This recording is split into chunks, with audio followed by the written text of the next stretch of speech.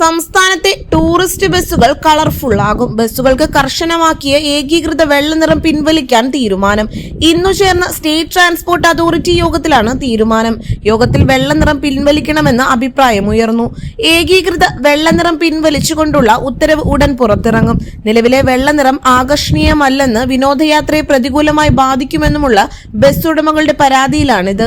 5 വിദ്യാർത്ഥികൾ ഉൾപ്പെടെ 9 ജീവനുകൾ നഷ്ടമായ 2022 ഒക്ടോബറിലെ വടക്കാഞ്ചേരി ബസ് അപകടത്തിന്റെ പശ്ചാത്തലത്തിലാണ് ടൂറിസ്റ്റ് ബസ്സുകൾക്ക് ഏകീകൃത വെള്ള നിറം നിർബന്ധമാക്കിയത്. മറ്റു ഡ്രൈവർമാരുടെയും യാത്രക്കാരുടെയും ശ്രദ്ധയിൽപ്പെടുന്ന നിറമാണ് വെള്ള. റോഡ് സുരക്ഷ കണക്കിലെടുത്ത് വിദേശ രാജ്യങ്ങളിൽ പൊതുവാഹനങ്ങൾക്ക് വെള്ളയാക്കിയതും നിറം മാറ്റത്തിന് പ്രേരണയായി. മാറ്റത്തിനെതിരെ സമ്മർദ്ദങ്ങൾ ഉണ്ടായെങ്കിലും സർക്കാർ വഴങ്ങിയില്ല. വകുപ്പ് മന്ത്രി മാറിയതോടെയാണ് വീണ്ടും നീക്കം സജീവമായത്.